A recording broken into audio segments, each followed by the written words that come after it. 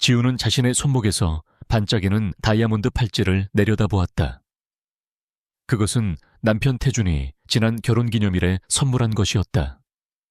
태준은 늘 그녀를 어리숙한 아내라고 부르며 이 보석들이 그녀의 순진한 아름다움을 더욱 돋보이게 한다고 했다. 그 말에 지우는 늘 가슴이 따뜻해졌지만 오늘은 왠지 모를 불안감이 그녀를 짓눌렀다. 지금 그녀가 서 있는 곳은 국내 최고 규모의 보석 박람회장, 그녀의 남편이 경영하는 오리온 주얼리의 신제품 런칭쇼가 한창인 곳이었다. 무대 위에서는 화려한 조명 아래 모델들이 태준의 새로운 컬렉션을 뽐내고 있었다. 오리온은 태준이 몇 년 전부터 공들여 키워온 브랜드였고 오늘 이 행사는 그가 야심차게 준비한 결전의 무대였다. 지우는 관객석 맨 앞줄에 앉아 남편을 응원하고 있었지만 그녀의 시선은 무대 뒤쪽 태준이 서 있는 곳에 머물렀다. 그의 얼굴에는 성공을 향한 집념과 함께 묘한 긴장감이 서려 있었다. 평소와 달리 그는 그녀를 한 번도 돌아보지 않았다. 마치 그녀가 그 자리에 없는 것처럼. 행사의 하이라이트인 하트 오브 오리온 컬렉션이 소개되자 장내는 뜨거운 박수갈채로 가득 찼다. 이 컬렉션은 태준이 직접 디자인했다고 알려져 있었지만 사실 그 숨겨진 진실은 지우의 손끝에서 탄생했다는 것이었다. 지우는 어릴 적부터 남다른 보석 감정 능력과 디자인 감각을 지니고 있었다. 그녀는 사람들의 감정을 읽듯 보석에 잠재된 빛과 가치를 꿰뚫어 보았다. 그러나 그녀는 그 능력을 세상에 드러내려 하지 않았다. 남편의 성공을 돕는 조력자로서의 역할에 만족했다. 그녀는 그저 사랑하는 사람을 위해 빛을 발하는 그림자 같은 존재였다. 그러나 오늘따라 그녀의 마음은 무겁기만 했다. 며칠 전부터 태준의 행동이 이상했다. 야근이 잦아졌고 집에 돌아와서도 휴대폰만 들여다보며 그녀를 피했다. 그녀가 조심스럽게 물으면 그는 그저 일이 너무 많아서 그래. 당신은 신경 쓰지 말고 그냥 쉬어. 라고 차갑게 답할 뿐이었다. 지우는 그의 말이 일 때문이라는 것을 알면서도 그 속에서 느껴지는 미묘한 거리를 외면할 수 없었다. 무대 뒤에서 태준은 그의 비서, 그리고 또 다른 한 여인과 대화하고 있었다. 그 여인은 다름 아닌 태준의 사업 파트너이자 강력한 경쟁사인 라파엘 코퍼레이션의 상속녀 김서연이었다. 서연은 냉철하고 야심찬 사업가로 뛰어난 미모와 명석한 두뇌를 겸비하고 있었다. 그녀는 태준을 바라보는 시선에서 단순한 비즈니스 파트너 이상의 감정이 읽혔다. 지우는 그 모습을 보며 심장이 차갑게 식어가는 것을 느꼈다. 그녀의 머릿속에 수많은 질문이 맴돌았다. 혹시 태준은 서연과 무슨 관계가 있는 것일까? 아니면 이 모든 것이 단순한 오해일까? 지우는 혼란스러웠다. 그녀는 더 이상 그 자리에 앉아 있을 수 없었다. 답답한 마음에 그녀는 조용히 자리에서 일어나 화장실로 향했다. 그녀가 화장실에 막 들어섰을 때 휴대폰이 울렸다. 태준이었다. 지우는 반가운 마음에 전화를 받았다. 여보, 왜요? 태준의 목소리는 평소와 달리 싸늘했다. 지우야, 지금 어디야? 당장 내 차로 와. 나 지금 급한 일이 생겨서 먼저 가야 해. 당신도 여기서 기다리지 말고 먼저 가. 네? 하지만 행사 아직 안 끝났잖아요. 지우는 당황했다. 괜찮아. 당신이 여기 있어봤자 사람들 시선만 신경 쓰여. 그냥 빨리 가. 태준의 말은 그녀의 가슴에 비수처럼 박혔다. 그는 그녀를 자신의 성공에 방해가 되는 존재처럼 말하고 있었다. 지우는 떨리는 손으로 전화를 끊었다. 그리고 이내 그녀는 태준의 차로 향하기 위해 복도를 걸어갔다. 그때 그녀의 눈에 띈 것은 서연과 함께 엘리베이터에 오르는 태준의 모습이었다. 그들은 웃으며 이야기하고 있었다. 지우는 그들을 부르려 했지만 목소리가 나오지 않았다. 지우는 충격과 배신감에 휩싸였다. 그녀의 발걸음은 멈췄고 그녀의 심장은 마치 멈춰버린 것처럼 느껴졌다. 그때 복도 저편에서 누군가 달려오는 소리가 들렸다. 그것은 오리온의 신제품 컬렉션을 실은 운반대였다. 운반대는 경사로를 내려오며 빠르게 그녀를 향해 돌진하고 있었다. 위험해요. 비켜요. 누군가 소리쳤지만 지우는 멍하니 서 있었다. 그녀의 눈에는 오직 태준의 차가운 뒷모습만이 보였다. 쿵! 강한 충격과 함께 그녀의 몸이 허공으로 솟구쳤다. 이마에서 뜨거운 액체가 흘러내렸고 온몸에 극심한 통증이 밀려왔다. 운반대와 함께 쏟아진 보석들이 그녀의 주변에 흩뿌려졌다. 빛나는 보석들은 마치 그녀의 산산조각 난 꿈처럼 차갑게 반짝였다. 그녀는 의식을 잃어가면서도 멀어지는 태준의 뒷모습을 보았다. 그는 그녀를 돌아보지 않았다. 단 한 번도. 지우는 그 순간 깨달았다. 지난 몇 년간 그녀가 헌신했던 모든 것이, 그녀가 믿었던 사랑이, 그리고 그녀의 모든 꿈이 한순간에 산산조각 났다는 것을. 그리고 그 모든 파멸이 어쩌면 처음부터 계획된 것이었음을. 이 모든 것이 자신의 어리숙함 때문이었을까? 그녀의 눈에서 뜨거운 눈물이 흘러내렸다. 그녀의 손목에 있는 다이아몬드 팔찌가 그녀의 눈물에 젖어 더욱 차갑게 느껴졌다. 결국 그녀는 의식을 잃었고 주변은 혼란과 비명으로 가득 찼다. 그녀의 이야기는 이제 막 시작될 뿐이었다. 지우는 눈을 떴다. 낯선 병실의 희고 차가운 천장이 그녀의 시야에 들어왔다. 그녀의 머리는 무거운 붕대로 감겨 있었고 팔에는 깁스가 되어 있었다. 온몸이 쑤시고 아팠지만 그보다 더한 것은 마음의 통증이었다. 사고 당시의 충격, 그리고 그녀를 외면하고 떠나버린 태준의 뒷모습이 생생하게 그녀의 머릿속을 맴돌았다. 병실은 텅 비어 있었다. 남편도 가족도 아무도 없었다. 지우는 혼자였다. 그녀의 뺨을 타고 뜨거운 눈물이 흘러내렸다. 그녀는 서럽게 울었다. 왜 이런 일이 자신에게 일어났는지, 왜 태준은 그녀를 버렸는지, 그 어떤 것도 이해할 수 없었다. 그녀는 그저 그에게 헌신했을 뿐인데 이튿날 태준이 찾아왔다. 그의 얼굴에는 걱정보다는 짜증과 불편함이 가득했다. 그는 병실에 들어서자마자 휴대폰을 꺼내 비즈니스 전화를 받았다. 지우는 그에게서 어떤 따뜻함도 느낄 수 없었다. 그저 형식적인 의무감만이 느껴질 뿐이었다. 통화를 마친 태준은 그녀를 차갑게 내려다보며 말했다. 지우야, 당신 때문에 일이 너무 복잡해졌어. 이번 박람회 사고 때문에 회사 주가가 폭락했고 투자자들은 난리가 났어. 나는 지금 이 사태를 수습해야 해. 태준 씨. 지우가 떨리는 목소리로 그를 불렀지만 그는 그녀의 말을 끊었다. 그리고 우리 이제 그만해야 할 것 같아. 서연 씨와 나는 이미 오래전부터 관계를 이어오고 있었어. 당신과는 이제 더 이상 함께할 수 없어. 지우는 충격으로 아무 말도 할 수 없었다. 그녀가 그토록 두려워했던 일이 현실이 되었다. 그는 그녀의 순진함을 비웃듯 그녀의 모든 것을 짓밟았다. 그녀의 결혼 생활은, 그녀가 믿었던 사랑은 처음부터 거짓이었다. 태준은 그녀의 병원비를 정산해주고 일방적으로 이혼 서류를 건넸다. 당신이 원한다면 위자료는 충분히 줄게. 하지만 더 이상의 소동은 원치 않아. 이 집에서 조용히 나가줘. 그의 말은 칼날처럼 날카로웠다. 지우는 그를 바라보며 자신이 얼마나 큰 오해 속에서 살아왔는지 깨달았다. 그녀의 남편은 처음부터 그녀를 사랑한 것이 아니었다. 그저 그녀의 재능을 이용하고 그녀의 순진함을 방패 삼아 자신의 성공을 위한 발판으로 삼았던 것이다. 지우는 그에게서 등을 돌리고 싶었지만 온몸이 굳어버린 듯 움직일 수 없었다. 며칠 후 병원에서 퇴원한 지우는 그가 마련해준 작은 아파트로 거처를 옮겼다. 모든 것을 잃었다. 태준과 함께 살던 호화로운 저택, 사회적 지위, 그리고 가장 중요했던 사랑까지도.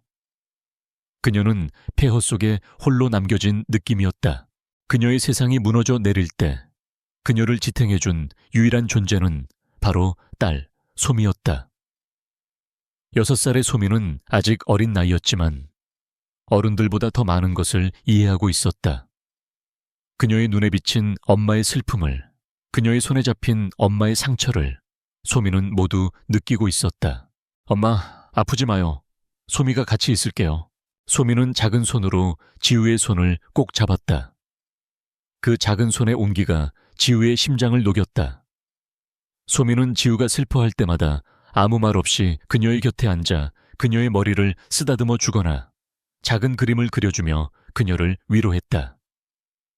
소미의 그림 속에는 늘 환하게 웃는 엄마와 그 옆에서 든든하게 손을 잡고 서 있는 작은 아이가 있었다.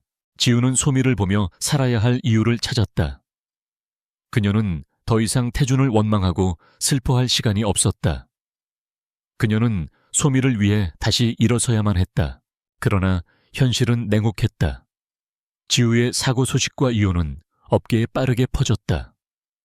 그녀가 태준의 성공에 결정적인 역할을 했다는 사실은 소문으로만 돌았고 사람들은 그녀를 몰락한 태준의 어리숙한 전처로만 기억했다.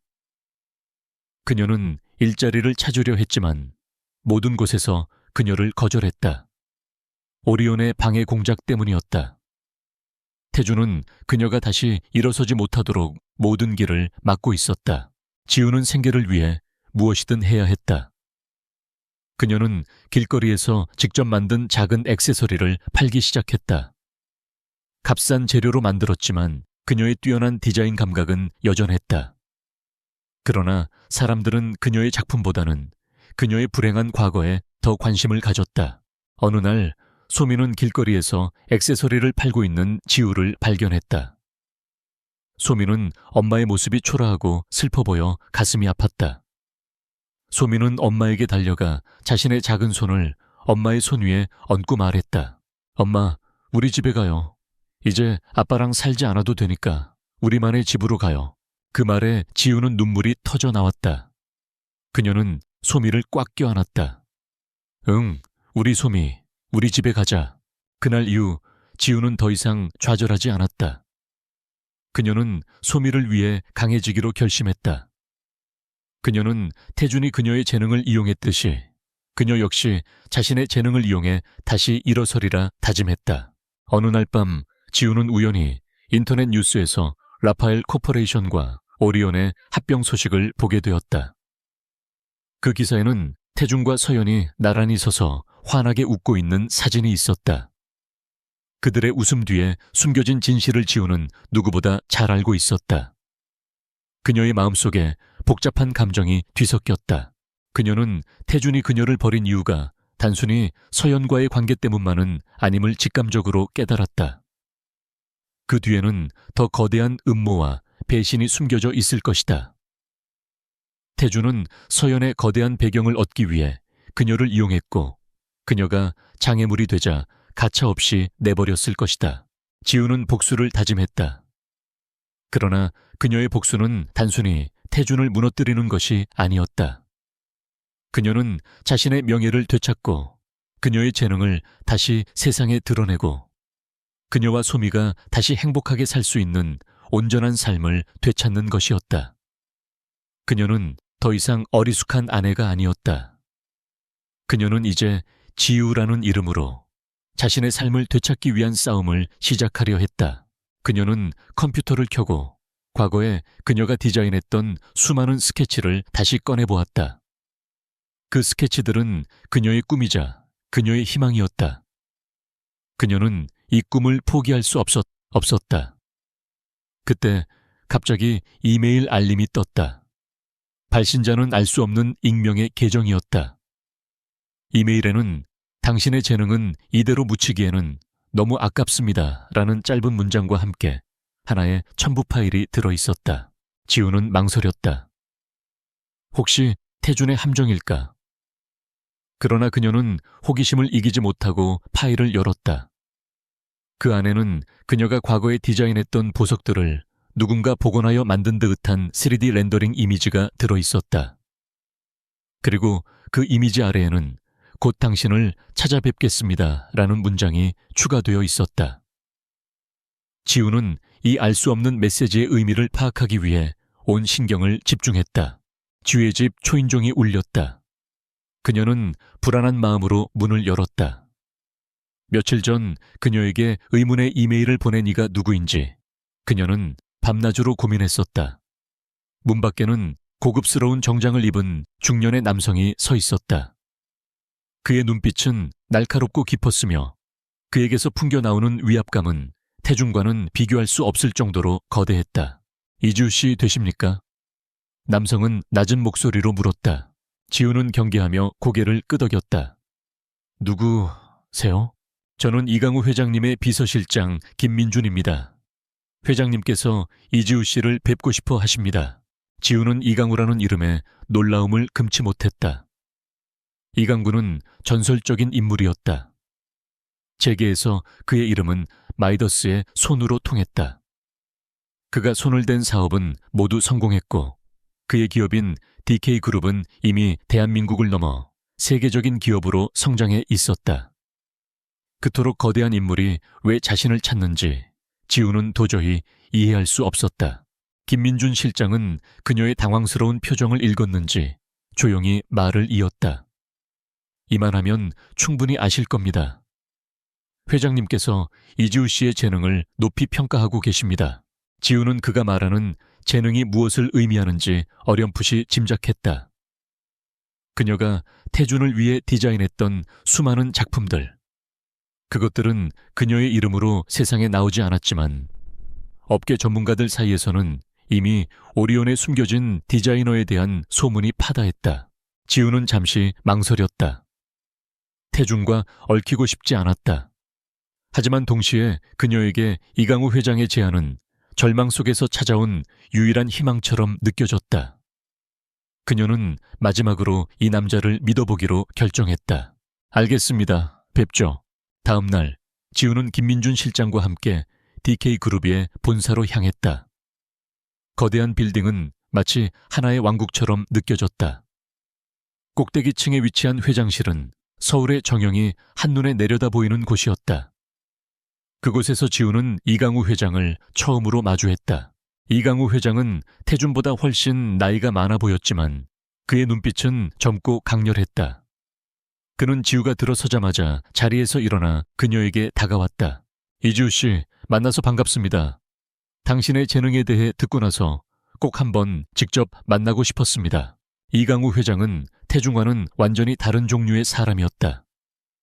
그의 말에는 가식이 없었고 그의 눈빛은 진심으로 그녀의 가치를 인정하고 있었다. 이간구는 지우의 눈을 똑바로 바라보며 말했다. 나는 당신이 태준에게 버림받은 어리숙한 아내가 아니라는 것을 알고 있습니다. 당신은 태준이 결코 가질 수 없었던 진정한 천재입니다. 그의 솔직한 말에 지우는 눈물을 글썽였다.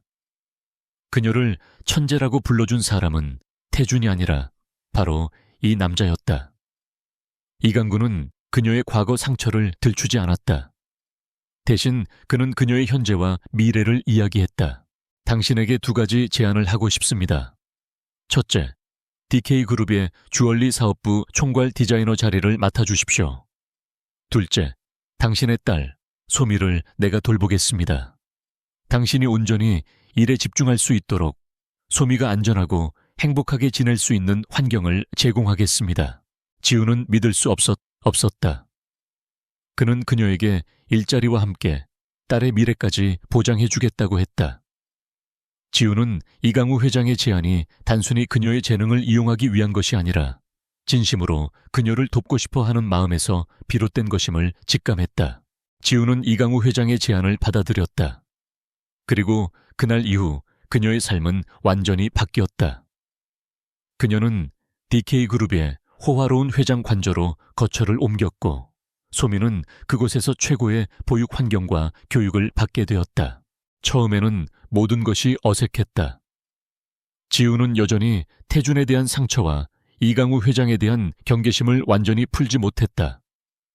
그러나 이간구는 그녀의 마음을 이해하는 듯 그녀에게 서두르지 않고 천천히 다가갔다. 그는 그녀에게 단순히 회장님이 아닌 강구 아저씨로 불리기를 원했고 소미와도 금세 친해져 그녀의 든든한 보호자가 되어주었다. 어느 날 지우는 이강우 회장의 서재에서 태준의 회사가 관련된 서류들을 우연히 발견하게 되었다.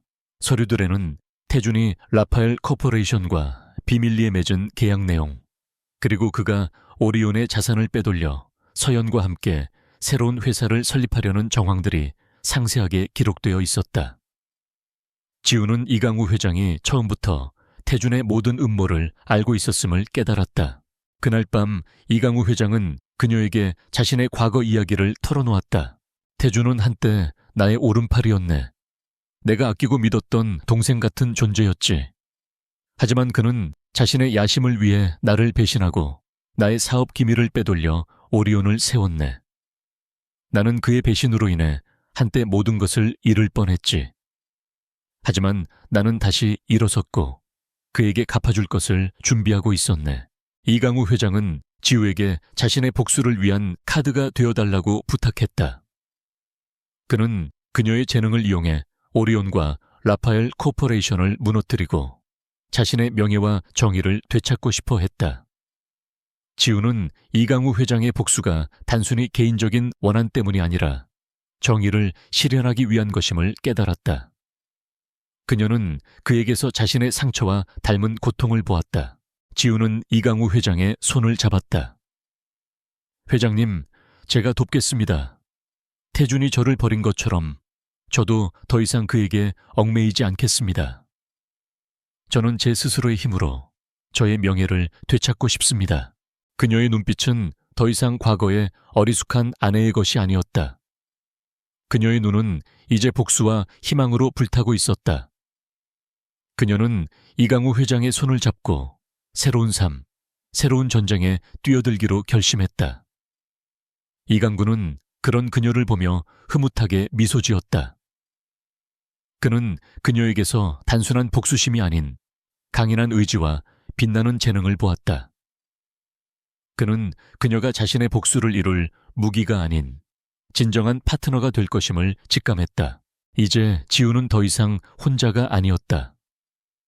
그녀는 이강우라는 거대한 날개를 달고 태준과 서연, 그리고 그들 뒤에 숨은 거대한 음모에 맞서 싸울 준비를 마쳤다.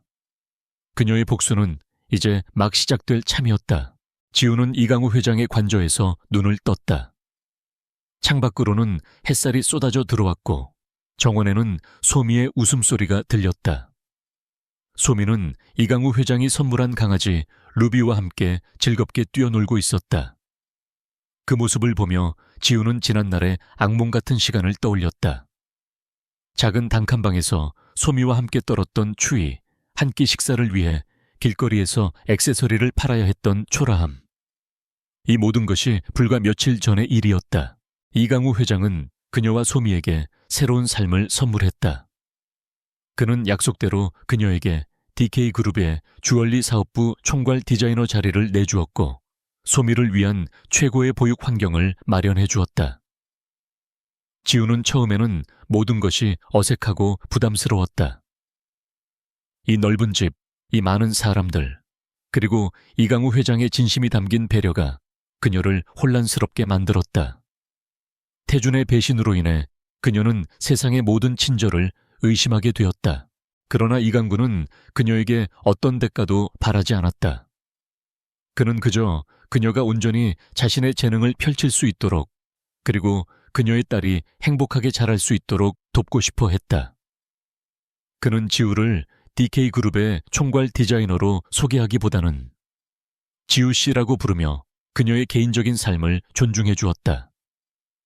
그는 소미를 만나면 늘 무릎을 굽히고 눈높이를 맞추며 다정한 간구 아저씨가 되어주었다. 어느 날 오후, 지우는 서재에서 디자인 스케치를 하고 있었다. 그때 이강우 회장이 차 한 잔을 들고 그녀에게 다가왔다. 그는 그녀의 스케치를 물끄러미 바라보았다. 당신이 디자인한 작품들은 마치 살아있는 것처럼 느껴지는군요. 보석 하나하나에 당신의 감정이 담겨 있는 것 같습니다. 보석은 사람과 같아요. 각자의 스토리를 가지고 있죠. 저는 그 스토리를 찾아내고 세상에 보여주는 일을 하고 싶었습니다. 지우가 조용히 말했다. 그렇군요. 태주는 그 스토리를 보지 못하고 그저 보석의 가치만을 보려 했나 봅니다. 이간구는 씁쓸하게 말했다. 그의 말에 지우는 조심스럽게 물었다. 회장님, 태준 씨와는 어떤 관계이셨나요? 이강우는 잠시 침묵하다가 긴 한숨을 내쉬었다. 태준은 한때 나에게 아들 같은 존재였네. 나는 그에게 내 모든 것을 가르쳐 주었고 내 사업의 후계자로 키우려 했지.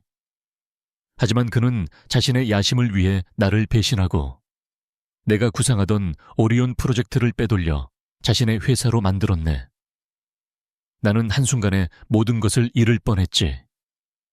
하지만 나는 다시 일어섰고 그에게 갚아줄 것을 준비하고 있었네. 이강구는 태준의 배신에 대해 담담하게 이야기했지만 그의 눈빛은 깊은 상처를 드러내고 있었다. 지우는 그에게서 자신과 같은 아픔을 보았다. 사랑하고 믿었던 사람에게 배신당한 아픔. 그녀는 그제야 이강구가 왜 자신을 돕고 싶어 했는지, 왜 자신을 이해하고 있었는지 알 수 있었다. 그들은 서로에게서 동병상련의 감정을 느꼈다. 지우는 이강구에게 더 이상 경계심을 갖지 않았다. 그는 태준과 같은 사람이 아니었다. 그는 진정한 의미에서 그녀의 구원자였다. 회장님, 감사합니다. 저와 소미에게 새로운 삶을 주셔서 고마워할 필요 없습니다. 지우 씨의 재능은 이미 그 가치를 충분히 증명했습니다. 당신은 나를 위해 일하는 것이 아니라 당신 스스로의 가치를 세상에 증명하는 것입니다. 그날 이후 지우는 이강우 회장을 아저씨라고 부르기 시작했다. 그리고 그 호칭은 그들의 관계를 더욱 가깝고 따뜻하게 만들었다. 이간구는 소미와 함께 놀아주거나 지우의 디자인 작업에 조언을 아끼지 않았다. 그는 그녀의 든든한 조력자이자 동시에 그녀의 심리적 안정감을 책임지는 존재가 되었다. 지우는 이강우의 도움으로 지난 몇 년간 잊고 지냈던 자신의 천재성을 다시 일깨웠다. 그녀는 밤낮으로 디자인에 몰두했다. 그녀의 손끝에서 탄생한 스케치들은 DK그룹의 주얼리 사업부를 새로운 차원으로 끌어올렸다. 그녀의 디자인은 기존의 틀을 깨고 보석의 아름다움을 새로운 방식으로 재해석했다.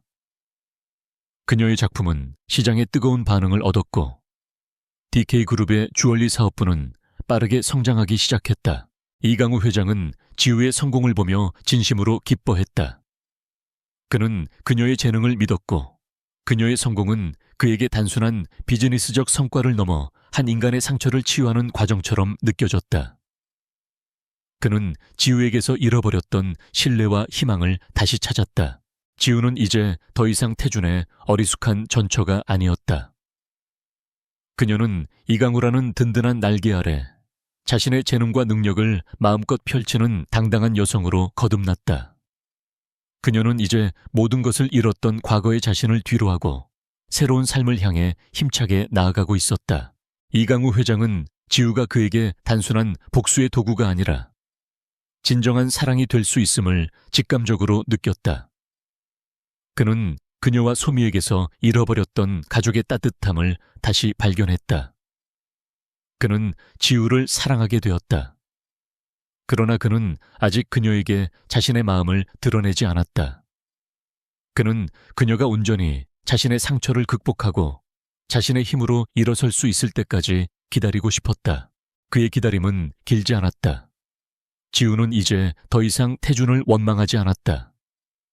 그녀는 태준을 넘어 자신의 삶을 살기 시작했다. 그녀는 이제 복수보다는 자신의 행복과 미래를 위해 싸우고 싶었다. 그들의 관계는 비즈니스 파트너를 넘어 서로의 상처를 치유하고 서로에게 힘이 되어주는 진정한 관계로 발전하고 있었다. 지우의 재기는 빛처럼 빨랐다. 그녀는 이제 더 이상 오리온의 그림자 디자이너가 아니었다. 그녀는 DK그룹의 주얼리 사업부 총괄 디자이너 이지우였다. 이강우 회장의 전폭적인 지원 아래 그녀는 지난 몇 년간 가슴속에 묻어두었던 모든 아이디어를 세상 밖으로 끄집어냈다. 그녀의 첫 번째 컬렉션인 이클립스 오브 하트는 태양과 달이 교차하는 순간의 아름다움을 형상화한 것으로 출시와 동시에 폭발적인 반응을 얻었다. 보석 전문가들은 물론 일반 대중들도 그녀의 독창적인 디자인과 깊이 있는 감성에 찬사를 보냈다. DK 그룹 주얼리 사업부는 빠르게 업계에 새로운 강자로 떠올랐다. 반면 태준이 경영하는 오리온은 서서히 위기에 직면했다. 오리온의 디자인은 DK 그룹의 혁신적인 디자인에 비해 진부하고 낡은 것으로 평가받았다. 고객들은 더 이상 오리온의 제품에 관심을 두지 않았다. 지우는 자신의 성공에 취하지 않았다. 그녀는 알고 있었다. 이것은 시작일 뿐이라는 것을. 그녀는 태준을 무너뜨리고 싶었다. 하지만 그녀의 복수는 단순히 그를 좌절시키는 것에 그치지 않았다. 그녀는 그가 그녀에게서 빼앗아간 모든 것을 정정당당하게 되찾고 싶었다. 어느 날 이강우 회장은 지우에게 은밀한 제안을 했다. 지우 씨, 다음 달에 열리는 아시아 주얼리 어워드에 참가해보는 건 어떻겠습니까? 이번 어워드의 최종 심사위원 중 한 명이 바로 태준입니다. 지우는 이강우의 제안에 망설였다. 태준과 직접적으로 마주하고 싶지 않았다. 하지만 동시에 그녀는 이 기회를 놓칠 수 없다는 것을 알았다. 이것은 태준에게 그녀가 얼마나 변했고 얼마나 강해졌는지를 보여줄 수 있는 절호의 기회였다. 좋습니다. 회장님, 제가 참가하겠습니다. 그리고 제가 직접 태준의 눈앞에서 우승하겠습니다. 그녀의 목소리는 단호했다. 지우는 아시아 주얼리 어워드를 위해 밤낮 없이 새로운 디자인에 몰두했다. 그녀의 디자인은 단순한 보석을 넘어 한 인간의 삶과 감정을 담아내는 예술 작품이 되었다. 그녀는 자신의 상처와 고통을 디자인에 녹여냈다. 그녀의 작품들은 마치 그녀의 영혼을 담아낸 것처럼 빛났다. 대회 당일, 지우는 우아한 드레스를 입고 대회장에 들어섰다. 그녀의 옆에는 이강우 회장이 든든하게 서 있었다. 태준은 심사위원석에 앉아 있었다. 그는 지우를 발견하고 놀라움을 금치 못했다. 그의 눈빛에는 당황스러움과 함께 미묘한 질투와 경계심이 서려 있었다. 그는 지우가 DK그룹의 디자이너로 나타날 것이라고는 상상도 하지 못했던 것이다. 태준은 서연과 함께 있었다. 서연은 지우를 비웃는 듯한 미소를 지으며 태준에게 속삭였다. 오리온의 몰락한 전처가 여기까지 기어왔네. 태준 씨, 저런 애송이한테 진리 없겠죠. 태준은 서연의 말에 굳은 표정을 지었다. 그는 지우가 단순히 어리숙한 아내가 아니었음을, 그녀의 재능이 얼마나 위대한지를 누구보다 잘 알고 있었다. 그는 그녀를 무시하려 했지만 그의 시선은 자꾸만 그녀에게 머물렀다. 드디어 지우의 작품이 무대 위에 올랐다. 그녀의 작품은 재생이라는 주제를 담은 피닉스 컬렉션이었다. 불사조가 재에서 다시 태어나듯 그녀의 작품들은 고통과 좌절을 딛고 다시 피어나는 희망을 상징했다. 작품이 공개되자 장내는 감탄과 환호성으로 가득 찼다.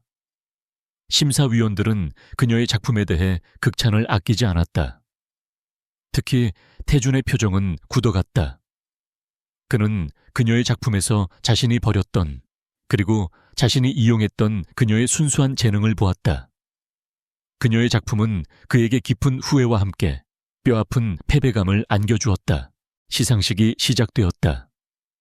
여러 수상자들이 발표되고 드디어 대상 수상자가 발표되었다.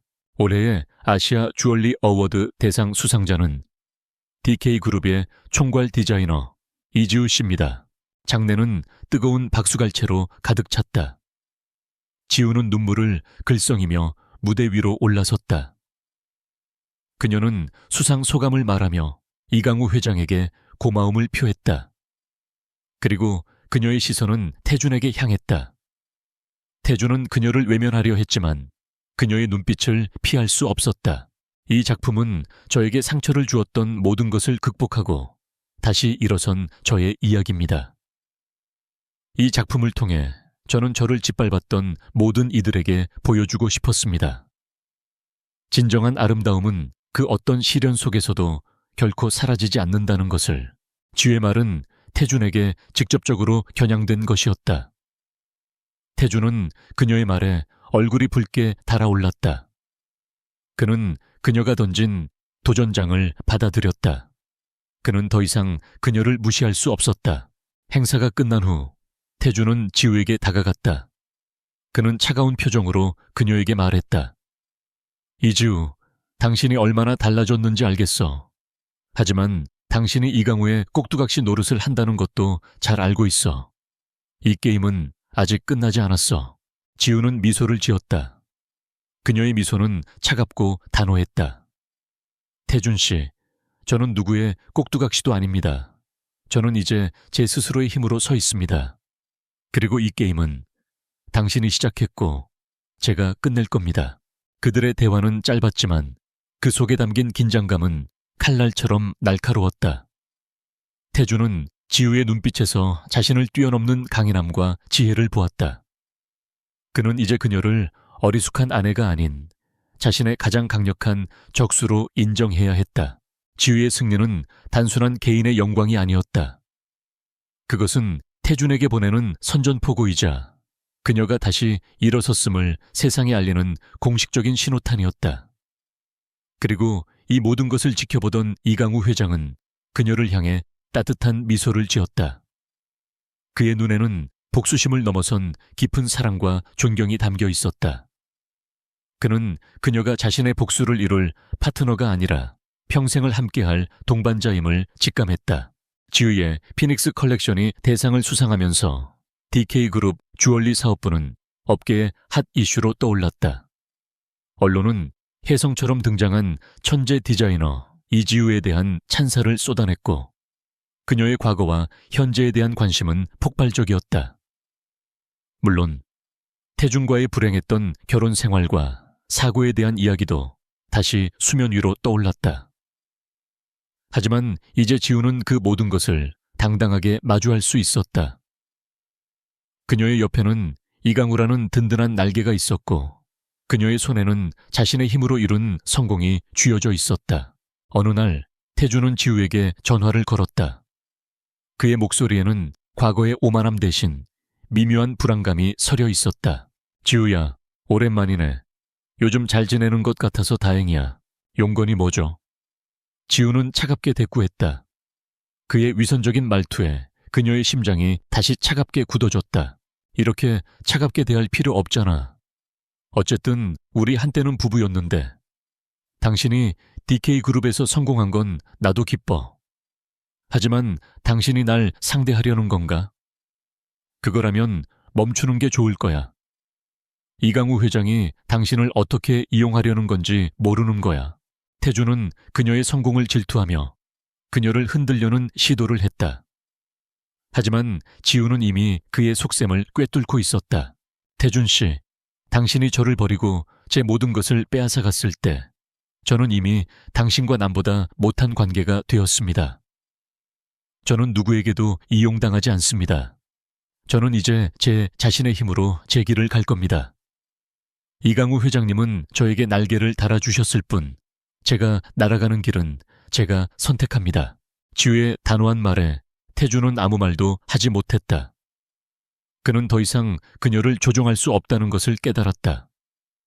그는 그녀가 과거의 어리숙한 아내가 아니라는 것을, 그녀가 자신을 넘어선 존재라는 것을 인정해야만 했다. 며칠 후 이강우 회장은 지우에게 은밀한 조사를 시작할 것을 제안했다. 지우 씨, 태준이 단순히 당신의 디자인을 도용한 것 외에 더 큰 음모를 꾸미고 있다는 증거를 찾았습니다. 그가 라파엘 코퍼레이션과 손잡고 DK그룹을 인수하려는 계획을 세우고 있습니다. 우리는 그들의 계획을 막아야 합니다. 지우는 이강우 회장의 제안을 받아들였다. 그녀는 이제 더 이상 태준에게 당하고만 있을 수 없었다. 그녀는 그가 저지른 모든 부정을 밝혀내고 그가 자신의 탐욕 때문에 무너지도록 만들고 싶었다. 그녀와 이강우 회장은 태준의 비리를 파헤치기 시작했다. 그들은 오리온과 라파엘 코퍼레이션의 내부 정보를 수집하기 위해 DK그룹의 정보력을 총동원했다. 그들은 태준의 회계 장부를 분석하고 그의 사업 파트너들을 은밀하게 만나 정보를 캐냈다. 그 과정에서 지우는 태준이 자신의 성공을 위해 수많은 사람들을 희생시켰다는 것을 알게 되었다. 그는 자신의 이익을 위해 회사의 자산을 빼돌리고 투자자들을 속이고 경쟁사를 비열한 방식으로 제거했다. 조사가 진행될수록 지우와 이강우 회장의 관계는 더욱 깊어졌다. 그들은 단순한 비즈니스 파트너가 아니라 서로의 상처를 이해하고 서로에게 힘이 되어주는 동반자가 되었다. 이간구는 지우의 지혜와 강인함에 감탄했고 지우는 이강우의 진심과 따뜻함에 마음을 열었다. 어느 날 밤 지우는 이강우 회장과 함께 서재에서 서류들을 검토하고 있었다. 늦은 시간 지우는 피곤한 기색이 역력했다. 이간구는 그녀에게 따뜻한 차 한 잔을 건네며 말했다. 지우 씨, 너무 무리하지 마십시오. 이 모든 것이 당신의 몫은 아닙니다. 당신은 이미 충분히 강하고 충분히 빛나고 있습니다. 괜찮습니다, 회장님. 저는 이제 더 이상 도망치지 않을 겁니다. 저는 제 스스로의 힘으로 이 모든 것을 끝내고 싶습니다. 그녀의 눈빛은 흔들림이 없었다. 그녀는 태준에게 당했던 모든 상처를 이겨내고 자신의 힘으로 정의를 실현하고자 했다. 이간구는 그녀의 눈빛에서 깊은 사랑을 느꼈다. 그는 더 이상 자신의 감정을 숨길 수 없었다. 지우 씨. 그는 그녀의 손을 잡았다. 그의 손은 따뜻하고 든든했다. 저는 당신이 저에게 얼마나 소중한 존재인지 모릅니다. 당신은 저의 복수를 위한 카드가 아닙니다. 당신은 제 삶의 빛입니다. 당신과 소미가 제 곁에 온 이후로 저는 다시 살아있는 것 같습니다. 지우는 그의 갑작스러운 고백에 놀랐지만 동시에 그의 진심이 그녀의 심장을 따뜻하게 감쌌다. 그녀는 그에게서 어떤 계산도 어떤 위선도 느낄 수 없었다. 그녀는 그에게서 진정한 사랑을 보았다. 그녀의 눈에서 뜨거운 눈물이 흘러내렸다. 그녀는 그동안 억눌렀던 모든 감정을 터뜨렸다. 회장님, 저도 감사합니다. 그녀는 눈물을 흘리며 말했다. 그녀의 감사함은 단순히 그가 그녀를 도왔기 때문이 아니었다. 그녀는 그에게서 진정한 사랑과 가족의 따뜻함을 발견했기 때문이었다. 그날 이후 그들의 관계는 완전히 새로운 단계로 접어들었다. 그들은 더 이상 회장과 디자이너가 아니었다. 그들은 서로의 상처를 보듬어주고 서로의 미래를 함께 꿈꾸는 연인이 되었다. 그들의 사랑은 태준의 음모와 배신에 맞서는 가장 강력한 무기가 되었다. 그들은 이제 사랑의 힘으로 진정한 정의를 실현하기 위한 싸움을 시작할 준비를 마쳤다. 이강구와 지우의 관계는 이제 공적인 협력 관계를 넘어 깊은 신뢰와 사랑으로 엮인 사적인 관계로 발전했다. 그들은 함께 아침 식사를 하고 함께 소미를 학교에 데려다 주었고 밤늦도록 서재에서 태준의 비리를 파헤치며 서로의 손을 잡았다. 그들의 사랑은 태준에 대한 복수심을 넘어 서로에게 힘을 주는 원동력이 되었다. 지우와 이강구는 태준의 비리를 파헤치기 위해 오리온의 핵심 관계자들을 은밀하게 접촉했다. 그들은 태준의 회계 담당자 그리고 그의 개인 비서였던 박민호를 설득하여 태준이 저지른 불법 행위에 대한 결정적인 증거를 확보하고자 했다. 지우는 박민호를 만나러 가기 전 이강우에게 물었다. 박민호 씨는 왜 태준 씨를 배신하려는 걸까요? 이강구는 차분하게 답했다. 태준은 자신의 이익을 위해 타인을 이용하는 것에 능숙하지. 박민호 씨는 태준을 믿고 따랐지만 태준은 그를 자신의 범죄에 끌어들였고 모든 책임을 그에게 전가하려 했네. 박민호 씨는 이제 자신의 인생을 되찾고 싶어 하네. 우리는 그에게 정당한 보상과 함께 안전을 보장해 줄 겁니다. 지우는 이강우의 말을 들으며 태준의 비열함에 다시 한번 치를 떨었다. 그는 자신의 욕망을 위해 아무것도 서슴지 않는 사람이었다. 지우는 이강구와 함께 박민호를 은밀히 만났다. 박민호는 잔뜩 겁에 질린 표정이었다. 그는 태준의 협박에 시달리고 있었지만 동시에 진실을 밝히고 싶어 했다. 지우는 박민호의 눈을 똑바로 바라보며 말했다. 박민호 씨, 제가 누군지 아시죠? 저도 태준 씨에게 이용당하고 버림받았습니다. 하지만 이제 저는 더 이상 두렵지 않습니다. 진실을 밝히는 용기는 당신을 더 이상 태준 씨에게서 도망치지 않게 할 겁니다. 저와 회장님은 당신의 용기를 지지할 겁니다. 당신은 이제 더 이상 혼자가 아닙니다. 지우의 진심이 담긴 말에 박민호의 눈이 흔들렸다. 그는 잠시 망설이다가 주머니에서 작은 USB를 꺼내 지우에게 건넸다. 이 안에 모든 것이 있습니다. 태준이 저지른 횡령과 배임, 그리고 서연과의 공모에 대한 모든 증거가 담겨 있습니다. 이 모든 것이 태준의 욕심 때문에 시작된 겁니다. 지우는 USB를 받고 안심했다. 이제 그들은 태준의 추악한 진실을 세상에 폭로할 수 있는 결정적인 증거를 손에 넣게 되었다. 하지만 그 순간 이강구의 경호원에게 긴급 메시지가 도착했다. 회장님, 태준이 이강우 회장님의 행방을 쫓고 있습니다. 그들이 이곳으로 오고 있습니다. 태준은 이미 그들의 움직임을 눈치채고 있었다. 그는 자신의 죄가 드러나는 것을 막기 위해 모든 수단을 동원하려 했다. 이간구는 즉시 지우와 박민호를 보호하기 위해 경호원들에게 지시를 내렸다. 지우 씨, 박민호 씨와 함께 먼저 안전한 곳으로 피하십시오. 나는 여기서 그들을 막겠습니다. 지우는 이강우를 두고 갈 수 없었다. 회장님, 안 돼요. 저 혼자 갈 수 없어요. 걱정하지 마십시오. 나는 괜찮습니다. 먼저 가십시오. 당신이 무사해야 합니다. 소미를 생각하세요. 이강우의 단호한 눈빛에 지우는 눈물을 글썽이며 고개를 끄덕였다. 그녀는 박민호와 함께 서둘러 그 자리를 떠났다. 그리고 그 순간 태준의 부하들이 들이닥쳤다. 그들은 이강구를 제지하려 했고 몸싸움이 벌어졌다. 태준은 이강우를 직접 마주하고 비웃었다. 이강구 회장님, 이제 끝입니다. 당신이 아무리 발버둥 쳐도 당신의 모든 것을 빼앗아갈 겁니다. 당신이 지키려는 저 여자도, 당신의 회사도. 이강우는 태준의 비아냥거림에 흔들리지 않았다. 그는 차가운 미소로 답했다. 태준, 너는 아직도 모르는구나. 나는 모든 것을 잃은 경험이 있다. 그래서 더 이상 잃을 것이 없다. 하지만 너는 이제 모든 것을 잃게 될 거다. 네가 탐욕을 위해 쌓아 올린 모든 것이 한순간에 무너지게 될 테니까. 태준은 이강우의 여유로운 태도에 분노했다. 그는 자신의 부하들에게 이강우를 무력화시킬 것을 명령했다. 이강우는 노련하게 그들의 공격을 피하며 시간을 벌었다. 그가 시간을 버는 동안 지우와 박민호는 안전한 곳으로 몸을 피할 수 있었다.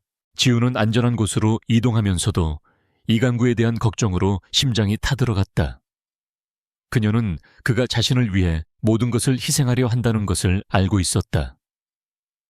그녀는 태준에게 당했던 상처를 이강구에게는 되풀이하고 싶지 않았다. 그녀는 이강구와 함께 이 싸움을 끝까지 함께하고 싶었다. 결국 지우는 박민호를 안전한 장소에 남겨두고 다시 이강구가 있는 곳으로 돌아왔다. 그녀는 그가 위험에 처해 있는 것을 보고 있을 수만은 없었다. 그녀는 숨어있던 곳에서 나와 태준의 부하들 앞에 섰다. 태준 씨, 저와 이야기하시죠. 모든 것은 저와 회장님의 일입니다. 박민호 씨는 아무 죄가 없습니다. 지우의 등장에 태준은 놀랐다. 그는 그녀의 용기에 잠시 당황했지만 곧 비열한 미소를 지었다. 이지우, 당신도 결국 나를 못 잊고 돌아온 건가?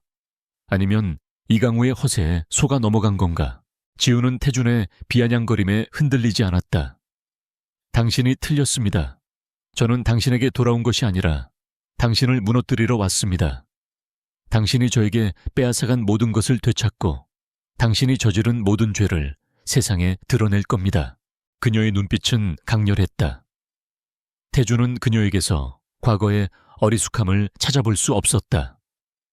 그는 그녀가 이강우의 도움으로 완벽하게 다른 사람이 되었다는 것을 인정해야만 했다. 그들의 대결은 이제 절정에 달하고 있었다.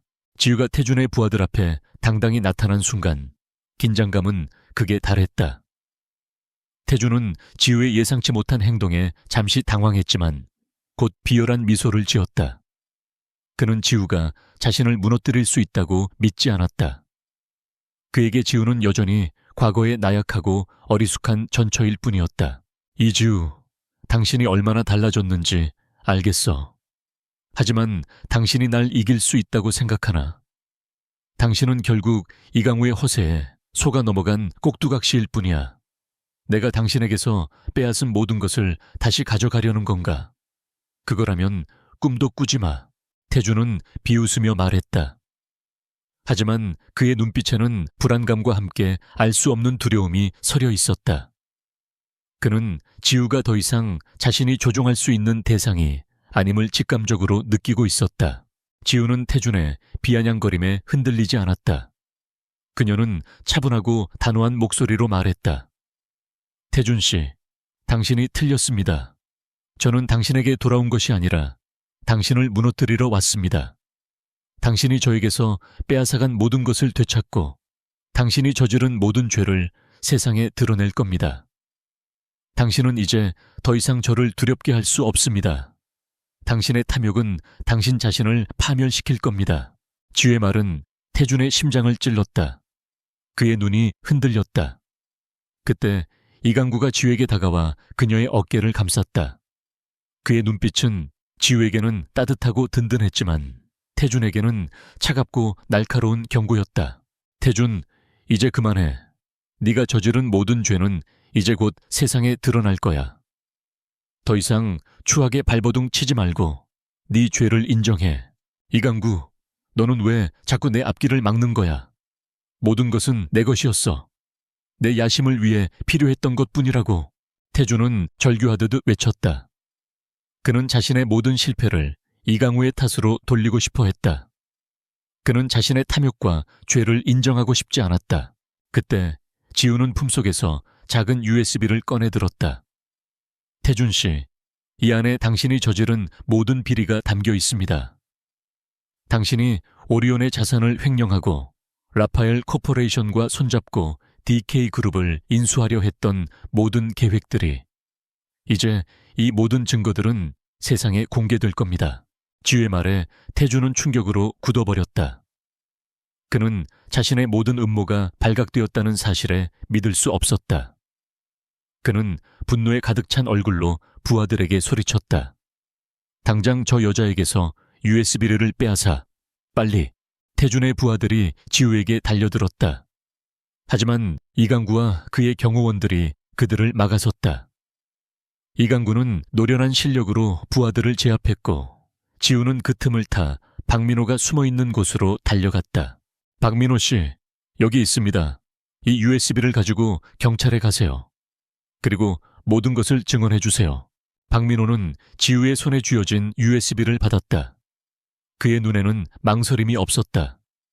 그는 지우와 이강우의 용기에 감동했고 이제 더 이상 태준에게서 도망치고 싶지 않았다. 그는 고개를 끄덕이며 지우에게 말했다. 알겠습니다, 이지우 씨. 저는 이제 저의 인생을 되찾을 겁니다. 그리고 진실을 밝히겠습니다. 박민호가 떠난 후 지우는 다시 이강구가 있는 곳으로 돌아왔다. 이강구는 태준의 부하들과 맞서 싸우고 있었다. 태준은 자신의 부하들이 속수무책으로 당하는 것을 보고 직접 지우에게 달려들었다. 이지우, 당신 때문에 내 모든 것이 무너지게 될 거야. 내가 가진 모든 것을 빼앗으려는 거지. 태준은 지우의 멱살을 잡고 거칠게 흔들었다. 지우는 당황했지만 그의 눈을 피하지 않았다. 아니요, 당신이 스스로 무너진 겁니다. 당신의 욕심이, 당신의 배신이 당신을 파멸시킨 겁니다. 태준은 지우의 말에 분노가 폭발했다. 그는 지우를 거칠게 밀쳤고 지우는 바닥에 넘어졌다. 그때 이강구가 태준에게 달려와 그의 팔을 잡았다. 태준, 멈춰라. 더 이상 추해지지 마. 이강구와 태준 사이에 몸싸움이 벌어졌다. 그들의 몸싸움은 단순히 물리적인 충돌이 아니었다. 그것은 과거의 배신과 현재의 욕망, 그리고 정의와 부정 사이의 치열한 싸움이었다. 그때 경찰차가 현장에 도착했다. 박민호가 경찰에 신고했던 것이다. 경찰들이 들이닥치자 태준의 부하들은 모두 도망쳤다. 태준은 혼자 남겨졌다. 그는 자신의 모든 것을 잃었다는 사실에 절망했다. 그는 무릎을 꿇고 주저앉았다. 그의 눈빛은 공허했고 그의 얼굴에는 후회와 함께 모든 것을 포기한 듯한 표정이 스쳐 지나갔다. 지우는 이강우의 부축을 받고 일어섰다. 그녀는 태준을 바라보았다. 그녀의 마음속에는 더 이상 증오나 분노가 남아있지 않았다. 그녀는 그저 그가 불쌍하게 느껴졌다. 그는 자신의 욕망 때문에 모든 것을 잃은 비참한 존재가 되었다. 이강구는 지우의 손을 잡았다. 지우씨, 이제 끝났습니다. 당신이 이겼습니다. 당신은 당신의 힘으로 모든 것을 되찾았습니다. 지우는 고개를 끄덕였다. 그녀의 눈에서는 눈물이 흘러내렸다. 그것은 슬픔의 눈물이 아니었다. 그것은 지난날의 모든 고통과 좌절을 이겨낸 승리와 해방의 눈물이었다. 그녀는 이강우의 품에 안겨 서럽게 울었다. 그녀는 이제 더 이상 혼자가 아니었다. 그녀의 곁에는 그녀의 손을 놓지 않는 사랑하는 사람이 있었다. 태준의 몰락은 순식간에 이루어졌다. 그가 저지른 횡령, 배임, 그리고 경쟁사 비리 등 모든 불법 행위들이 언론을 통해 세상에 공개되었다. 박민호의 용기 있는 증언과 지우가 확보한 USB 속 증거는 태준의 죄를 명명백백하게 드러냈다. 태준은 경찰에 체포되었고 그가 공들여 키워온 오리온은 하루아침에 무너졌다. 라파엘 코퍼레이션의 서연 역시 태준과의 공모 혐의로 조사받게 되었고 그녀가 꿈꾸던 재계 여왕의 자리도 한순간에 물거품이 되었다. 이 모든 것을 지켜보던 지우의 마음은 생각보다 평온했다. 그녀는 더 이상 태준을 증오하거나 원망하지 않았다. 그는 자신의 탐욕 때문에 스스로를 파멸시킨 비참한 인간일 뿐이었다. 지우는 그에게서 빼앗겼던 명예와 삶을 되찾았지만 그것이 그녀의 진정한 승리가 아님을 알고 있었다. 그녀의 진정한 승리는 태준이 아닌 그녀 자신과의 싸움에서 이겨낸 결과였다. 그녀는 이제 과거의 상처를 완전히 극복하고 자신의 힘으로 새로운 삶을 시작할 수 있는 용기를 얻었다. 이강우는 지우의 옆에서 묵묵히 그녀의 모든 감정을 지켜보았다. 그는 그녀가 태준의 몰락을 보며 기뻐하기보다는 오히려 깊은 슬픔을 느끼고 있음을 알았다. 그는 지우의 손을 잡고 따뜻하게 말했다. 지우씨, 이제 모든 것이 끝났습니다. 당신은 당신의 힘으로 모든 것을 바로잡았습니다. 이제 당신은 당신의 행복을 찾아도 됩니다. 당신은 그럴 자격이 충분합니다. 지우는 이강우의 말에 고개를 끄덕였다. 그녀는 이제 태준이 아닌 그녀와 소미, 그리고 이강우의 미래를 생각했다. 그들의 삶은 이제 태준의 그림자에서 완전히 벗어나 새로운 빛을 향해 나아가고 있었다. DK그룹은 태준의 몰락으로 인해 혼란스러워진 주얼리 시장을 빠르게 장악했다. 지우가 디자인한 피닉스 컬렉션은 시장에서 엄청난 성공을 거두었고 그녀는 이제 대한민국 최고의 주얼리 디자이너로 인정받게 되었다. 그녀의 이름은 이제 태준의 전처가 아닌 천재 디자이너 이지우로 불리게 되었다. 하지만 지우에게 가장 큰 변화는 바로 이강구와의 관계였다. 그들은 더 이상 회장과 디자이너가 아니었다. 그들은 서로에게 없어서는 안 될 소중한 존재가 되었다. 이강구는 지우의 아픔을 이해하고 그녀를 지켜주는 든든한 연인이자 소미에게는 자상한 아빠 같은 존재였다. 소미는 이강구를 강구 아빠라고 부르며 따랐고 그들의 관계는 이미 하나의 가족처럼 끈끈해졌다. 어느 날 이강구는 지우와 소미를 데리고 자신의 별장으로 향했다. 그곳은 바다가 한눈에 내려다 보이는 아름다운 곳이었다. 저녁 식사를 마친 후 이간구는 지우에게 작은 상자를 건넸다. 지우 씨, 이것은 제가 직접 디자인한 겁니다. 당신을 위해. 상자 안에는 아름다운 백금 목걸이가 들어있었다. 목걸이의 펜던트는 두 개의 반원이 서로 맞닿아 하나의 완전한 원을 이루고 있었다. 이것은 완성을 의미합니다. 당신은 내게 완성을 가져다 주었습니다. 당신과 소미가 내 삶에 들어온 이후로 나는 비로소 온전한 사람이 된 것 같습니다. 당신의 재능은 저의 사업을 완성했고 당신의 사랑은 저의 삶을 완성했습니다. 지우는 눈물을 글썽이며 목걸이를 받았다. 그녀는 그 목걸이에서 이강우의 진심을 느낄 수 있었다. 태준이 그녀에게 준 보석은 그저 소유를 의미했지만 이강우가 준 목걸이는 그들의 사랑과 완성을 의미했다. 강구 씨, 저도 당신에게 감사합니다. 당신은 저에게 모든 것을 잃은 절망 속에서 다시 일어설 수 있는 용기를 주었습니다. 당신은 저에게 새로운 삶을 선물했습니다. 그리고 저의 사랑도 당신에게 있습니다. 지우의 고백에 이간구는 그녀를 품에 꼭 안았다. 그들의 사랑은 태준의 비열함과 탐욕과는 완전히 다른 진실하고 순수한 것이었다. 그들은 서로의 상처를 치유하고 서로의 결점을 보완하며 서로에게 진정한 반쪽이 되어주었다. 이강구는 지우에게 정식으로 프로포즈했다. 지우 씨, 내게 결혼해 주겠습니까? 내게는 당신과 소미가 전부입니다. 당신과 소미와 함께 온전한 가족을 이루고 싶습니다. 지우는 눈물을 흘리며 고개를 끄덕였다. 그녀의 입계는 행복한 미소가 번졌다. 그녀는 이제 어리숙한 아내가 아니었다. 그녀는 억만장자 회장의 진정한 사랑을 찾은 세상에서 가장 행복한 여인이었다. 그들의 이야기는 이제 막 시작될 뿐이었다. 그들은 과거의 모든 아픔을 뒤로하고 새로운 희망과 사랑을 향해 힘차게 나아가고 있었다. 지우와 이강구의 결혼 발표는 재계를 넘어 사회 전체에 큰 화제가 되었다. 사람들은 억만장자 회장 이강구와 천재 디자이너 이지우의 만남에 대해 열광적으로 이야기했다. 그들의 이야기는 단순한 로맨스가 아니라 시련을 극복하고 진정한 사랑과 성공을 이룬 한 여성의 감동적인 서사로 받아들여졌다. 특히 6살 딸 소미가 이강우 회장의 진심 어린 사랑을 받고 새로운 가족을 이루게 되었다는 사실은 대중들에게 더욱 큰 감동을 안겨주었다. 결혼식은 조촐하지만 의미 있게 진행되었다.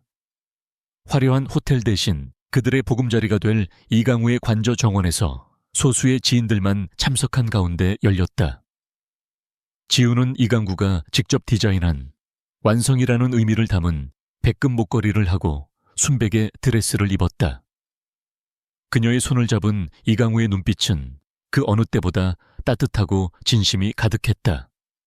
그들의 행복한 모습은 보는 이들의 마음을 훈훈하게 만들었다.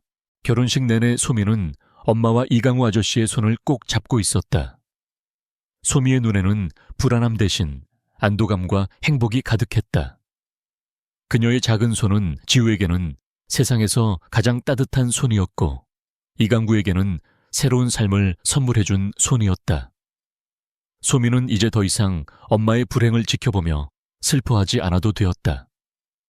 그녀는 이제 사랑하는 두 사람의 품속에서 온전한 행복을 누릴 수 있게 되었다. 결혼식 피로연에서 이강구는 모든 하객들 앞에서 지우와 소미를 향해 진심 어린 소감을 말했다. 저는 한때 모든 것을 잃었습니다. 제가 믿었던 사람의 배신으로 인해 제 삶은 텅 비어버렸습니다. 하지만 그때 제 삶에 지우 씨와 소미가 나타났습니다. 지우 씨는 저에게 새로운 희망을 주었고 소미는 저에게 잃어버렸던 가족의 따뜻함을 다시 느끼게 해주었습니다. 그들은 저의 삶을 완성시켜준 존재입니다. 저는 이제 더 이상 과거의 상처에 얽매이지 않고 지우 씨와 소미와 함께 온전한 삶을 살아가고 싶습니다. 감사합니다. 저에게 다시 살아갈 이유를 주어서. 이강우의 진심이 담긴 고백에 지우와 소미 그리고 모든 하객들의 눈시울이 붉어졌다. 지우는 이강우의 품에 안겨 행복의 눈물을 흘렸다. 그녀는 이제 더 이상 어리숙한 아내가 아니었다. 그녀는 억만장자 회장의 진정한 사랑을 찾은 세상에서 가장 행복하고 강인한 여인이었다. 태준의 소식은 더 이상 그들의 삶에 영향을 미치지 않았다. 그는 법의 심판을 받았고 자신이 저지른 모든 죄에 대한 대가를 치르고 있었다. 지우는 가끔 뉴스를 통해 태준의 소식을 접했지만 그녀의 마음에는 더 이상 미련이나 증오가 남아있지 않았다. 그녀는 태준을 용서했고 이제 온전히 그녀의 행복을 위해 나아가기로 했다. 지우는 DK그룹의 주얼리 사업부를 세계적인 브랜드로 성장시켰다. 그녀의 디자인은 전 세계적으로 인정받았고 그녀의 이름은 천재 디자이너라는 수식어와 함께 전설이 되었다. 이강구는 그녀의 든든한 조력자이자 사랑하는 남편으로서 그녀의 옆을 지켰다. 그들은 서로의 사업을 존중하고 서로의 삶을 응원하며 진정한 동반자의 삶을 살았다. 수십 년의 시간이 흘렀다. 지우와 이강구는 여전히 서로를 사랑하며 행복하게 살았다. 그들의 삶에는 과거의 어두운 그림자가 완전히 사라지고 사랑과 웃음만이 가득했다. 소미는 훌륭한 여성으로 성장했고 그녀는 부모님의 진실한 사랑 속에서 자신의 꿈을 펼쳤다. 어느 날 저녁 지우는 이강구와 함께 정원에서 차를 마시고 있었다. 그녀의 손목에는 여전히 이강구가 선물했던 완성이라는 의미의 목걸이가 빛나고 있었다. 지우는 이강우의 손을 잡고 말했다. 강구 씨, 우리의 삶은 마치 동화 같아요. 저는 태준에게 모든 것을 잃고 폐허 속에 버려졌지만 당신과 소미의 손을 잡고 다시 집으로 돌아왔어요. 그리고 그곳에서 저는 진정한 사랑을 찾았어요. 이강우는 지우의 말에 미소 지으며 그녀의 손을 부드럽게 쓰다듬었다. 지우 씨, 동화는 아닙니다. 이것은 당신이 스스로의 힘으로 이룬 삶입니다. 당신의 용기와 강인함이 당신을 이곳으로 이끌었습니다. 그리고 나는 그저 당신의 길을 함께 걸어주는 동반자일 뿐입니다. 당신은 나의 피닉스입니다. 재에서 다시 태어나 세상에서 가장 아름답게 빛나는 나의 불사조. 그들의 눈빛은 깊은 사랑으로 교차했다. 그들은 서로를 바라보며 미소 지었고 그들의 삶은 그 자체로 가장 아름다운 이야기가 되었다. 어리숙한 아내의 비극적인 이야기로 시작되었던 이 이야기는 강인한 한 여성이 진정한 사랑과 행복을 찾아가는 위대한 여정으로 마무리되었다.